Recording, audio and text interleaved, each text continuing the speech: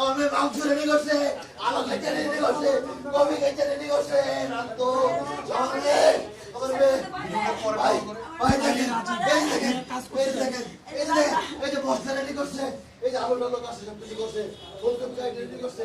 আমার মেয়ে রান্না খাইতে রেডি করছে, আমার মেয়ে এটা খাইতে দিল না। আল্লাহ আল্লাহ, আমার মেয়ে এসে ইচ্ছা করে গলা টিপা মেরে ফেলেছে। এরপরে আপনি ওই রুমে যা দেখেন, কোনো আলামত নাই।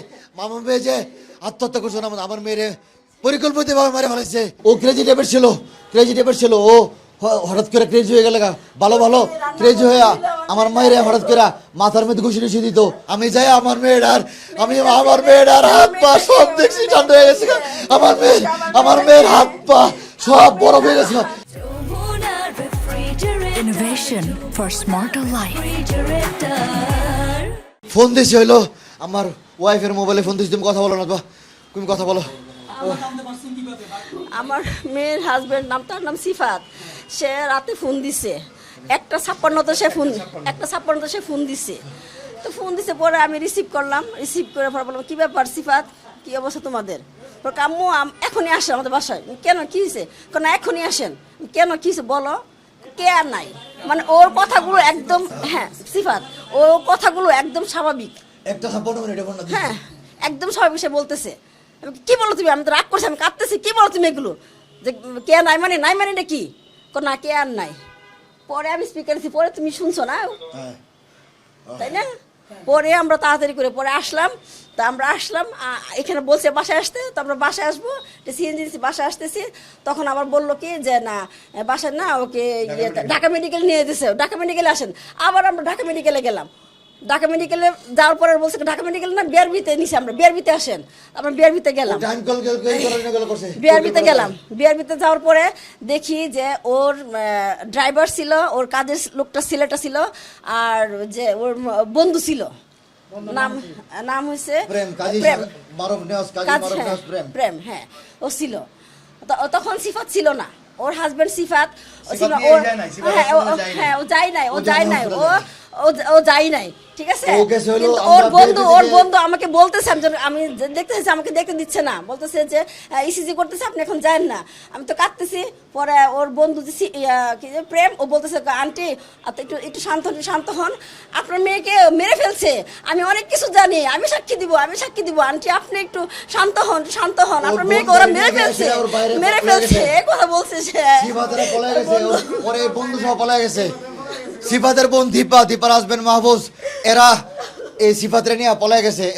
এর বাসায় একটা কে টাকা আমার নাম বলে মনির পলায় গেছে। মেয়ের জামার বন্ধুরি দিয়ে পাঠাইছে, বাসার একটা কে টাকা ড্রাইভার এদেরকে পাঠাইছে। ও মনে হয় যায় নাই, ওদেরকে কি আমরা পাইনি হসপিটালে, বিআরবি হাসপাতালে। আমরা যাওয়ার প্রায় 20-25 মিনিট পরে ওরে পাইছি, আধা ঘন্টা পরে পাইছি। তারপরেও আমি যখন বললাম সিফাত, যদি কি আমার মেয়ে সুইসাইড করে, তুমি এত স্বাভাবিক কিভাবে থাকো? তোমার 4টা সন্তান, তুমি কিভাবে স্বাভাবিক থাকো? তুমি কিভাবে স্বাভাবিকভাবে চলতেছো? এরপরে আমি বললাম যে নিশ্চয়ই তুমি আমার মেয়েরে মারে ফেলেছো। পরে সে পলাই গেছে গা। পরে এর বোন গেছে গাড়ি চালায়, ওর বোনের হাজবেন্ড, এরা পরে সিফাতরে নিয়ে পরে এরা গাড়ি টান দিয়ে চলে গেছে গা। আমি একলা ছিলাম, পুরুষ মানুষ। এরপরে আমার যারা কাছের লোক ছিল, এরা তো সবাই কান্দাকাটি ব্যস্ত, কেউ আর হেল্প করার জন্য পারেন, আমি কি আটকাতে পারি নাই। সিফাতের বন্ধুরা, সে বলছে সাক্ষী দেবো, আমি জানি যে সিফাত ওরে মারছে, আমি অনেক কিছু জানি, আমি সাক্ষী দেবো। ও বন্ধু পলাই গেছে।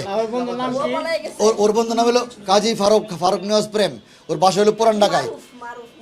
কাজী মারুফ নেওয়াজ প্রেম, ও হলো পুরান ঢাকায় হলো বাসা, কিন্তু ও পলাতক আসামি মনে হয় উত্তরা থাকে। আচ্ছা, এরপরে ওর বাসায় একটা কেয়ারটেকার আছে, নাম হলো মনির, বাড়ি হলো ভোলা। হ্যাঁ, এই ছেলেটা ছিল ওইখানে। এদের ড্রাইভার ছিল, ড্রাইভারটার নাম কি ছিল? মুঘল না কি নাম ছিল? না মনির ছিল কেয়ারটেকার, মুঘল নামের একটা ড্রাইভার ছিল। এরা সবাই পলাইছে। এরপরে ওর বোন দীপার হাজবেন্ড সবাই পলাই গেছে, আরো লোকজন গেছে, সবাই পলাই গেছে।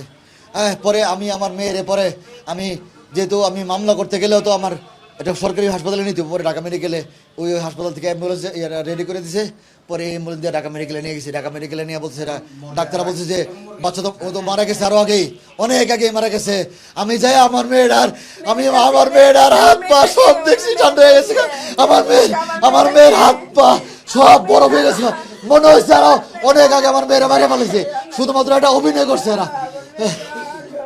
ও ক্রেজি টাইপের ছিল।